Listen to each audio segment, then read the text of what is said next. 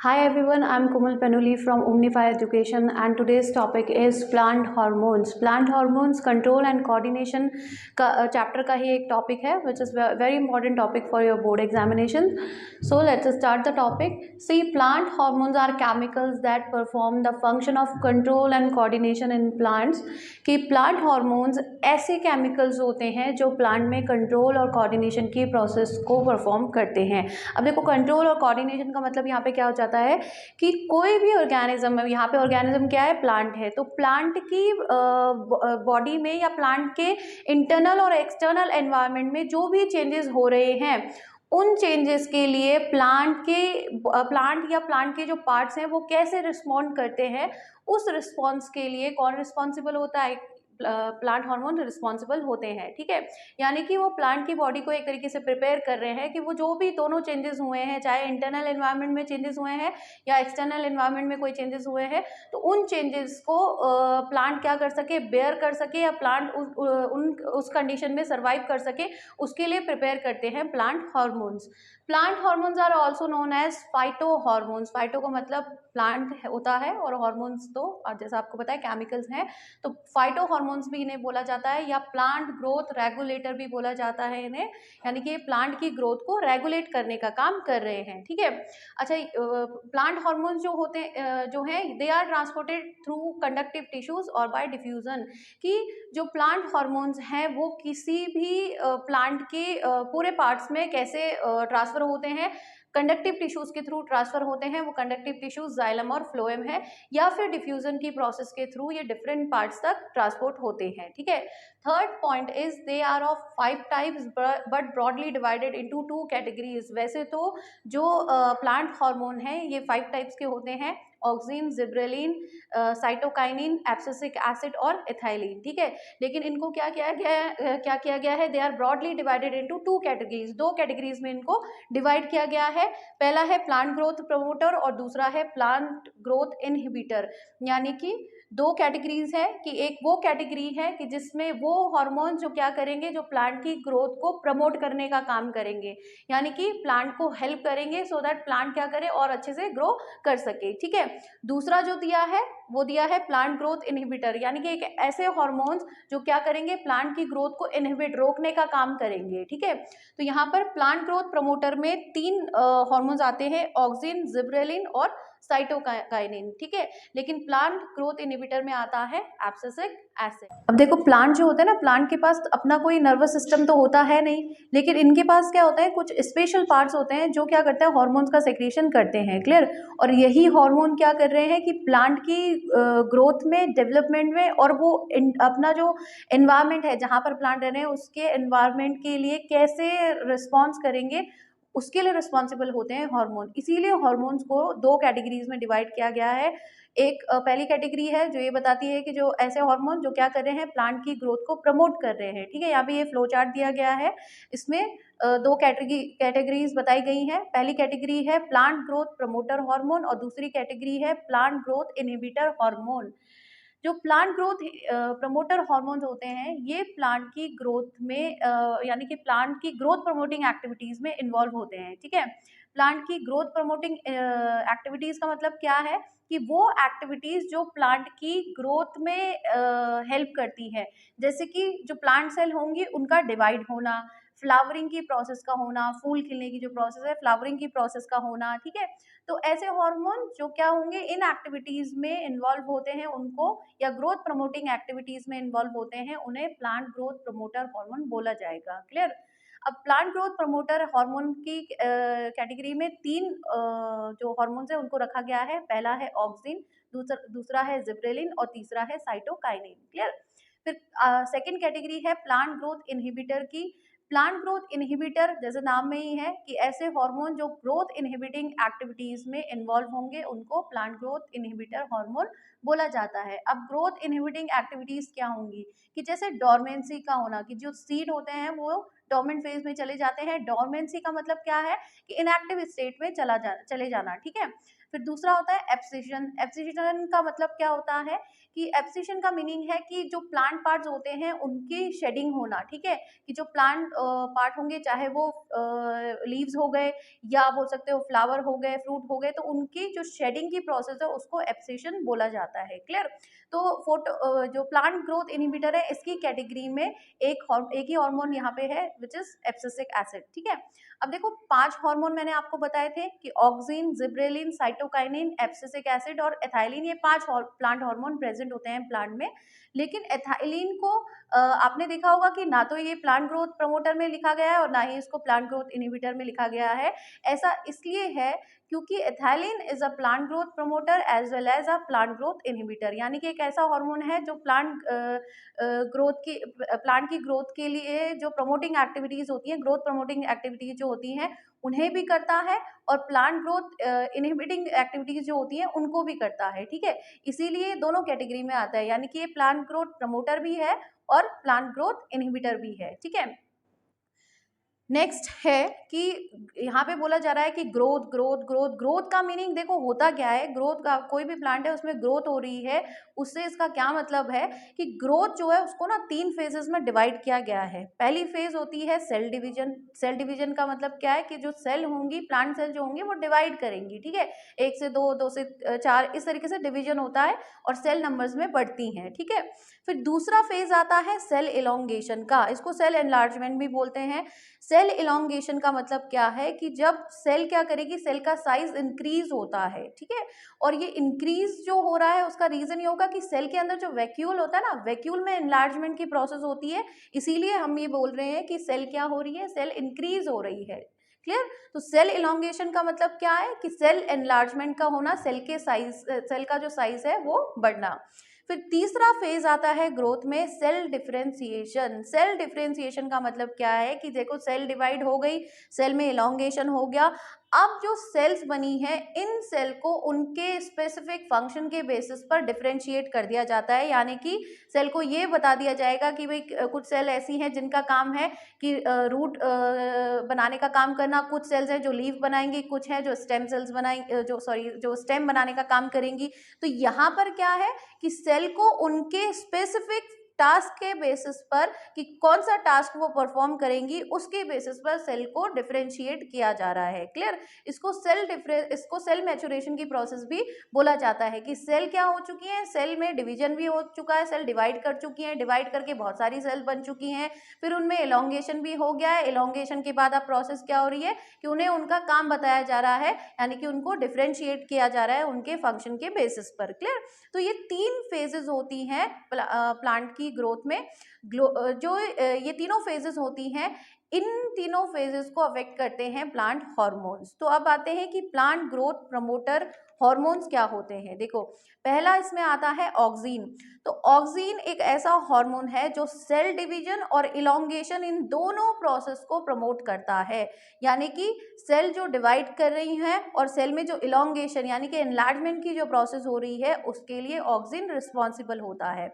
Second point आता है कि जो ऑक्सीन है इसका प्रोडक्शन होता कहाँ पर है, तो जो शूट टिप होती है, यानी कि शूट का जो सबसे ऊपरी हिस्सा होता है, ऊपरी पोर्शन होता है शूट टिप में, और रूट टिप में इसका प्रोडक्शन सबसे ज्यादा होता है। क्लियर? अब आपको जैसे मैंने बताया कि ये एनलार्जमेंट में हेल्प करता है, साथ ही साथ ये किसमें इन्वॉल्व होता है, ये फोटोट्रॉपिज्म में भी इन्वॉल्व होता है। फोटोट्रॉपिज्म को आप इस तरीके से समझिए कि अगर लाइट है तो लाइट के लिए प्लांट जो रिस्पांस देते हैं उसको फोटोट्रॉपिज्म बोला जाता है, ठीक है। यानी कि प्लांट में लाइट की वजह से जो भी, लाइट यहाँ पर एक स्टिमुलस की तरह काम कर रहा है, तो लाइट की वजह से प्लांट जो भी रिस्पांस देंगे उसे फोटोट्रॉपिज्म बोला जाएगा, या प्लांट में जो भी मूवमेंट लाइट की वजह से हो रहा है उसे फोटोट्रॉपिज्म बोला जाता है। तो ऑक्सीन फोटोट्रॉपिज्म के लिए रिस्पॉन्सिबल होता है। अब देखो बोर्ड एग्जाम में एक क्वेश्चन पूछा जाता है ऑक्सीन से रिलेटेड कि how do oxygen promote growth of tendrils around a support, कि जो ऑक्सीन है वो अगर कोई सपोर्ट है तो उसमें आपने देखा होगा जो टेंड्रिल्स होते हैं वो अपने आप को सपोर्ट के चारों तरफ अपने आप को लपेट लेते हैं, ठीक है। तो ऑक्सीन का उसमें क्या इन्वॉल्वमेंट होता है ये इस क्वेश्चन में पूछा जा रहा है। तो आंसर यहाँ पे दिया गया है कि when a tendril comes in a contact with a support, auxin stimulates faster growth of the cells on the opposite side as a result of the tendrils coil around the support. देखो होता क्या है कि जैसे यहाँ पे ये दिया है डायग्राम में, ये टेंड्रिल है, ठीक है, और ये एक सपोर्ट है। तो अब होगा क्या कि नॉर्मल कंडीशन में जो ऑक्सीन है, ऑक्सीन का प्रोडक्शन इस तरीके से होगा। क्लियर? अब देखो ऑक्सीन क्या है, ऑक्सीन ना एक टच सेंसिटिव हार्मोन है, ठीक है, यानी कि जिस साइड यानी कि टेंड्रिल की वो साइड जो सपोर्ट के कांटेक्ट में आ रही होगी ना, ऑक्सीन वहां से डिफ्यूज कर जाएगा ऑपोजिट डायरेक्शन में, ठीक है, यानी कि इधर यहाँ पे भी ऑक्सीन बन रहा था, इसको दोबारा से समझ लीजिए, ये ऑक्सीन का प्रोडक्शन हुआ, ठीक है, अब इवन अमाउंट में यहाँ पे ऑक्सीजन का प्रोडक्शन हो रहा है, लेकिन जैसे ही टेंड्रिल क्या आएगा, सपोर्ट के कांटेक्ट में आएगा या सपोर्ट के क्लोज में आएगा, तो मैंने बता दिया कि ऑक्सीजन क्या है, टच सेंसिटिव है। तो अब यहाँ पर क्या होगा, यहाँ जो ऑक्सीजन का प्रोडक्शन हुआ था, ये ऑक्सीजन ऑपोजिट डायरेक्शन में चला जाएगा। क्लियर?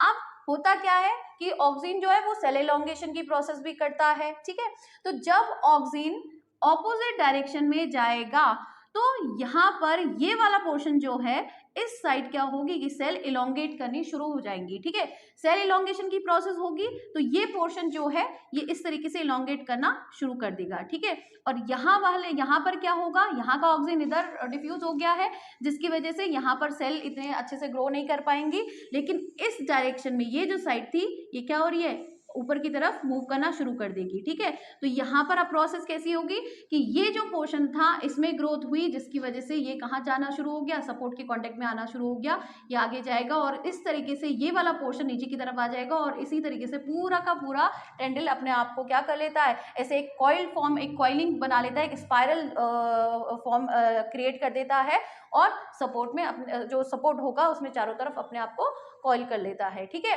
तो ये आंसर है इस क्वेश्चन का। तो ये आपको पता होना चाहिए कि किस तरीके से जो कॉइलिंग हो रही है, यानी कि जो टेंड्रिल है वो अपने को किस तरीके से कॉइल कर रहे हैं सपोर्ट के चारों तरफ, ठीक है, तो याद क्या रखना है कि ऑक्सीजन का प्रोडक्शन क्या हो रहा है, नॉर्मल कंडीशन में दोनों साइड हो रहा है, ठीक है, इस तरीके से यहाँ पर ऑक्सीजन इस तरीके से प्रोड्यूस हुआ, लेकिन ऑक्सीजन एक टच सेंसिटिव प्लांट है, टच सेंसिटिव होने की वजह से क्या होगा कि यहाँ का ऑक्सीजन कहाँ चला गया, ऑपोजिट डायरेक्शन में चला गया। तो आपके पास क्वेश्चन ना एमसीक्यूज में भी आ जाते हैं कभी कभी कि जो ऑक्सीजन का प्रोडक्शन हुआ है वो किस डायरेक्शन में, या ऑक्सीजन जब किसी टेंड्रिल में ऑक्सीजन प्रोड्यूस हो रहा है और वो जो टेंड्रिल है वो जब सपोर्ट के चारों तरफ अपने आप को कॉइलिंग कर रहा है, तो ऑक्सीजन का सबसे ज़्यादा कॉन्सेंट्रेशन कहाँ पर होता है, तो वो कॉन्सेंट्रेशन किधर होगा कि सपोर्ट के जो ऑपोजिट साइड है, यानी कि ये सपोर्ट है और टेंड्रिल की जो सपोर्ट के ऑपोजिट में जो टेंड्रिल की साइड है, वहां पर ऑक्सीजन का कॉन्सेंट्रेशन सबसे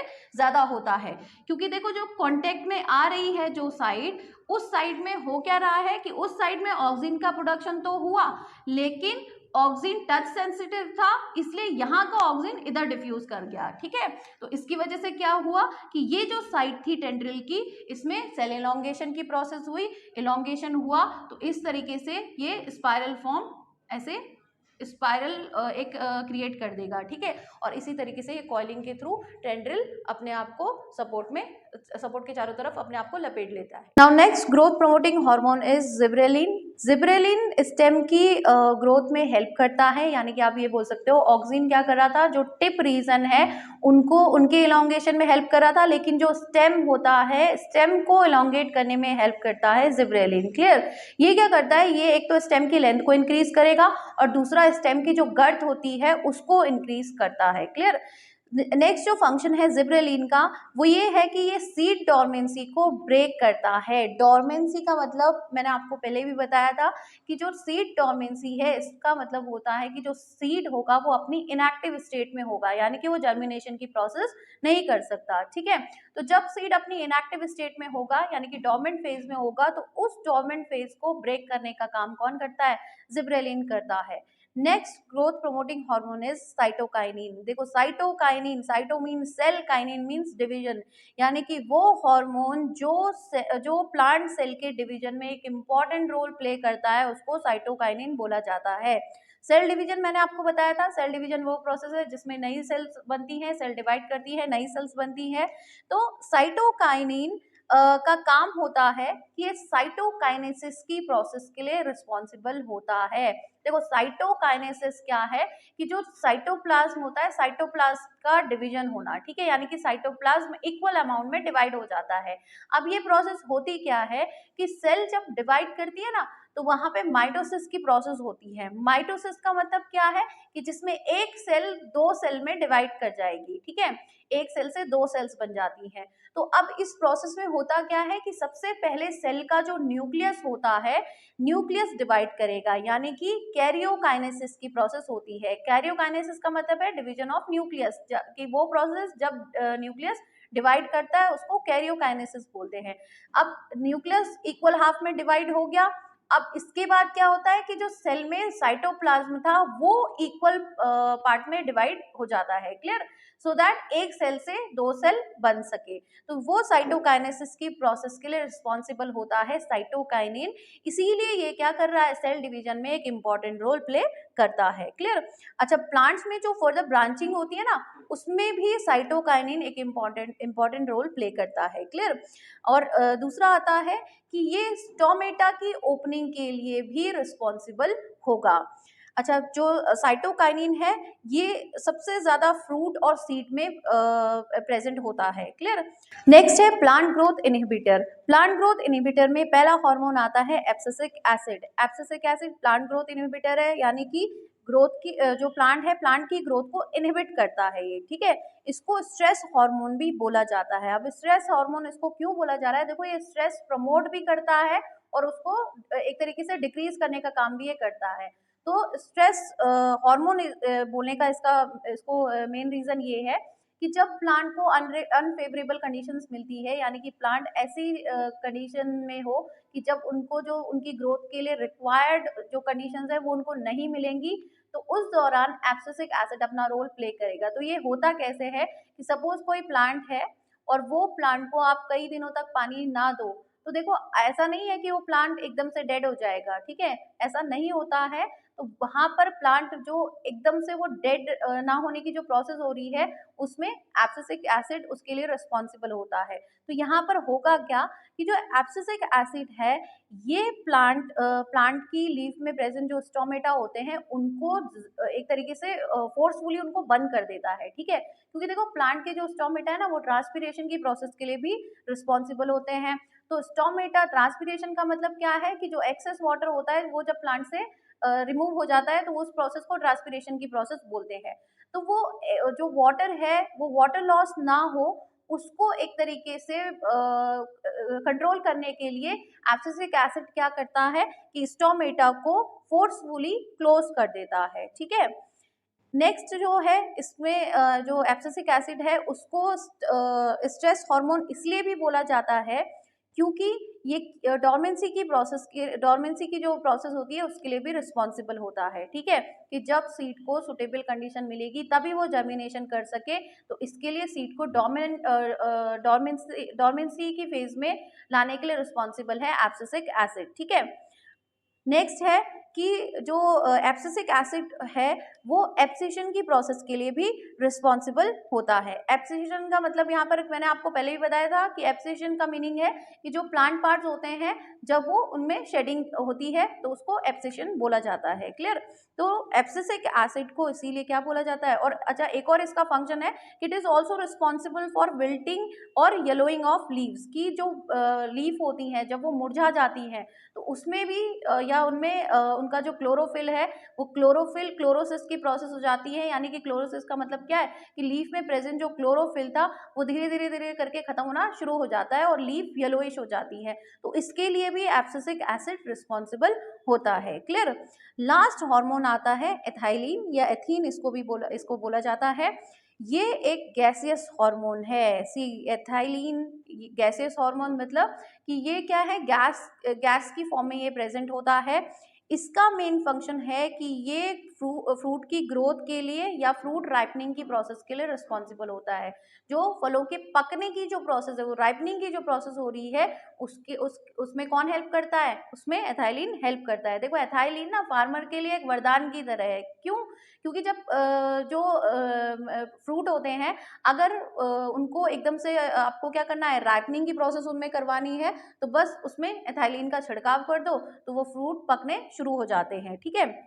दूसरा जो फंक्शन है एथाइलिन का वो ये है कि ये एजिंग की प्रोसेस के लिए भी रिस्पॉन्सिबल होता है, जिसको सेनेसेंस बोला जाता है। यानी कि जो प्लांट है, प्लांट धीरे धीरे धीरे करके उनमें एजिंग की प्रोसेस होती है, तो उसको सेनेसेंस बोलते हैं। अब मैंने आपको बताया था कि जो एथाइलिन है वो प्लांट ग्रोथ प्रमोटर भी है और प्लांट ग्रोथ इनहिबिटर हार्मोन भी है, ठीक है। तो प्रमोट ये कैसे कर रहा है, क्योंकि फ्रूट की ग्रोथ के लिए, राइपनिंग की प्रोसेस के लिए रिस्पॉन्सिबल है, इसीलिए इसको प्रमोटिंग हार्मोन बोला जा रहा है। और इनहिबिट ये क्या कर रहा है, क्योंकि ये एजिंग की प्रोसेस को कॉज कर रहा है, ठीक है। दूसरा इसका एक मेन पॉइंट है इसके बारे में कि ये वेजिटेटिव ग्रोथ जो होती है प्लांट की, उसको इनहिबिट करता है। वेजिटेटिव ग्रोथ का मतलब क्या है कि वेजिटेटिव ग्रोथ है कि जिसमें प्लांट में लीव्स का फॉर्मेशन होता है, स्टेम्स बनती हैं, रूट्स बनती हैं। तो ये उस प्रोसेस को इनहिबिट कैसे करता है कि ये सेल को एलोंगेट होने ही नहीं देता है। देखो ऑक्सिन, जिब्रेलिन ये सेल एलोंगेशन की प्रोसेस कर रहे थे, लेकिन एथाइलिन यहाँ पर काम क्या कर रहा है कि ये सेल एलोंगेशन की प्रोसेस को होने ही नहीं देता है, जिसकी वजह से क्या होगा कि जो वेजिटेटिव ग्रोथ है प्लांट की वो नहीं हो पाएगी, यानी कि उनमें फर्दर लीव्स, स्टेम्स और रूट्स बन नहीं पाएंगे। अब देखो यहाँ पे ध्यान देने लायक बात ये है कि जो प्लांट ग्रोथ प्रमोटिंग हार्मोन थे और जो ग्रोथ इनहिबिटिंग हार्मोन थे, ये एक दूसरे के साथ कोऑर्डिनेट करके ही क्या कर रहे हैं, प्लांट की ग्रोथ के लिए रिस्पॉन्सिबल है। क्लियर, या तो ग्रोथ हो रही है या फिर ग्रोथ नहीं हो रही है। अब देखो एब्सिसिक एसिड क्या कर रहा है, ऑक्सिन और जिब्रेलिन जहां क्या कर रहे हैं, सेल इलोंगेशन कर रहे हैं, प्लांट की ग्रोथ को प्रमोट कर रहे हैं। तो एब्सिसिक एसिड यहाँ पर क्या कर रहा है कि जो ग्रोथ हो रही है वो ग्रोथ एक्सेस अमाउंट में ना हो जाए, तो उसको रोकने का काम एब्सिसिक एसिड कर रहा है। क्लियर, और एथाइलिन भी क्या कर रहा है, वेजिटेटिव ग्रोथ जो है, सपोज अगर प्लांट में लीफ का फॉर्मेशन हुआ और बहुत ज्यादा अमाउंट में लीफ बनती जा रही है, या जो स्टेम है वो लंबी होती जा रही है, तो ये क्या हो जाएगा, तो प्लांट तो बहुत इनॉर्मस हो जाएगा, ठीक है, वो साइज में बढ़ता ही जाएगा। तो एथाइलिन और एब्सिसिक एसिड क्या कर रहे हैं, उन प्रोसेस यानी कि जो ग्रोथ हो रही है उसको एक तरीके से कंट्रोल कर रहे हैं, ठीक है। तो इसी तरीके से प्लांट में कंट्रोल और कोऑर्डिनेशन की प्रोसेस होती है। ओके, नेक्स्ट जो क्वेश्चन सबसे ज़्यादा बोर्ड में पूछा जाता है वो ये है कि what is the role of auxin in phototropism, कि फोटोट्रॉपिज्म में ऑक्सिन का क्या रोल होता है। तो अब देखो, इसे आप इस डायग्राम के थ्रू समझ सकते हो। तो यहाँ पर अगर आप देखो कि जो प्लांट है, प्लांट के जस्ट अबव ए लाइट, प्लांट क्या कर रहा है कि उसको सनलाइट मिल रही है, लेकिन जो सनलाइट उसे मिल रही है वो उसके बिल्कुल ऊपर से ही उसको सनलाइट रिसीव हो रही है। तो इसकी वजह से क्या होता है कि जो ऑक्सिन है, ऑक्सिन का डिस्ट्रीब्यूशन यहाँ पे इवनली हुआ है, ठीक है। यानी कि सनलाइट ऊपर से मिल रही है, जिसकी वजह से जो टिप रीजन है, ये शूट टिप है, तो यहाँ पर ऑक्सिन इवनली डिस्ट्रीब्यूटेड है, ठीक है। लेकिन सेकेंड डायग्राम में अगर आप देखो, अच्छा यहाँ पे ए साइड और बी साइड दी गई है शूट टिप की, ठीक है। अब सेकेंड डायग्राम में क्या हो रहा है कि जो ए साइड है, ए साइड में आपको ऑक्सिन का कॉन्सेंट्रेशन बहुत ज़्यादा दिख रहा होगा, ठीक है। लेकिन बी साइड जो है, बी साइड में ऑक्सिन बिल्कुल भी प्रेजेंट नहीं है। तो इसका क्या रीजन होता है, देखो पहले तो यहाँ पे देख लो आप कि यहाँ पर क्या था, ऑक्सिन जो है इवनली डिस्ट्रीब्यूटेड है, ठीक है। इसकी वजह से क्या होगा, इवन डिस्ट्रीब्यूशन होने की वजह से जो शूट टिप है वो अपवर्ड डायरेक्शन में ही वो ग्रो करती रहेगी, यानी कि जो सेल इलोंगेशन होगा वो अपवर्ड डायरेक्शन में ही हो रहा है। सेल जो है वो इलोंगेट करेंगी तो अपवर्ड डायरेक्शन में होगी और शूट टिप ऊपर की तरफ मूव करेगी, जिसकी वजह से जो प्लांट है उसका स्टेम एकदम स्ट्रेट रहेगा, ठीक है। लेकिन सेकेंड डायग्राम में अगर आप देखो तो यहाँ पर ऑक्सिन क्या हो रहा था, बी साइड क्या है, बी साइड लाइट रिसीव कर रही है, ठीक है, जिसकी वजह से जो शेडी पोर्शन है यानी कि ए साइड जो होगी, ए साइड में ऑक्सिन का प्रोडक्शन बहुत ज्यादा हो जाता है, या आप बोल सकते हो कि यहाँ बी साइड में जो ऑक्सिन था वो ऑक्सिन अब क्या कहाँ चला गया है कि जो शेडी पार्ट है वहां पर डिफ्यूज कर जाता है, ठीक है। तो यही यहाँ इसका रीजन क्या है कि जो ऑक्सिन है वो एक लाइट सेंसिटिव हार्मोन भी है, जिसकी वजह से जो लाइट, वो पोर्शन जो लाइट को रिसीव कर रहा है वहां से ऑक्सिन शेडी पोर्शन में डिफ्यूज कर गया, ठीक है। तो इसकी वजह से अब क्या होता है कि जो स्टेम, जो टिप रीजन है वो स्लाइटली वो बेंड करना शुरू कर देता है। क्लियर, थर्ड डायग्राम में अगर आप देखो तो यहाँ पर क्या है कि जो ऑक्सिन था यानी कि जो उस पार्ट में, वो साइड बी साइड जो है, बी साइड में ऑक्सिन का प्रोडक्शन तो हुआ, लेकिन बी साइड क्या कर रहा है, लाइट रिसीव कर रहा है, जिसकी वजह से जो पूरा ऑक्सीजन वहां पर डेवलप, वहां पर प्रोड्यूस हुआ था, वो ऑक्सीजन अब किधर चला गया है, शेडी पोर्शन में चला गया है, जिसकी वजह से अब कौन सी प्रोसेस होगी, सेल एलोंगेशन की, क्योंकि जो ऑक्सीजन है वो सेल एलोंगेशन के लिए रिस्पॉन्सिबल होता है। अब क्या होगा कि शेडी पोर्शन में जो सेल्स थी वहां पर हायर ऑक्सीजन का हायर कॉन्सेंट्रेशन होने की वजह से यहाँ की सेल इलोंगेट करना शुरू कर देंगी। इलोंगेशन की प्रोसेस होगी तो इलोंगेशन इस पोर्शन में होगा, ठीक है, ये जो पोर्शन आपको दिखाया गया है ये वाले पोर्शन में इलोंगेशन की प्रोसेस होगी। और यहाँ जो जो वो पार्ट जो क्या कर रहा है, बी पार्ट जो लाइट रिसीव कर रहा है, यहाँ पर इलोंगेशन इतना नहीं हो पाएगा, लेकिन ए साइड में इलोंगेशन की प्रोसेस हो जाती है, क्योंकि ऑक्सीजन हाई अमाउंट में प्रेजेंट है, जिसकी वजह से अब जो टिप होगी वो बेंड करना स्टार्ट कर देगी, और यहाँ पर क्या होगा कि बेंडिंग की प्रोसेस हो जाती है, यानी कि जो स्टेम है वो बेंड कर जाता है, ठीक है। तो इसके लिए रिस्पॉन्सिबल कौन था, इसके लिए ऑक्सीजन रिस्पॉन्सिबल है, ठीक है। और ऑक्सीजन क्या है, ऑक्सीजन कैसे रिस्पॉन्सिबल है कि जो वो पोर्शन जो लाइट रिसीव कर रहा है वहां से ऑक्सीजन क्या हो चुका है, ऑक्सीजन डिफ्यूज हो गया था, कहाँ, शेडी पोर्शन में, ठीक है, क्योंकि ऑक्सीजन लाइट सेंसिटिव हार्मोन है, जिसकी वजह से वो उस पोर्शन यानी कि बी पोर्शन से ए पोर्शन में आ गया और बेंडिंग की प्रोसेस हो जाती है, ठीक है। तो ये रोल प्ले करता है ऑक्सीजन फोटोट्रोपिज्म में। और फोटोट्रोपिज्म का मतलब क्या है, फोटोट्रोपिज्म का मतलब है कि प्लांट लाइट के लिए, यानी कि स्टिमुलस कौन होना चाहिए, लाइट होना चाहिए, तो लाइट के लिए प्लांट जो मूवमेंट शो करते हैं उसे फोटोट्रोपिज्म बोला जाता है, clear. So this is all about plant hormones, and if you have any query, any doubt, please ask in the comment section below. Thank you so much.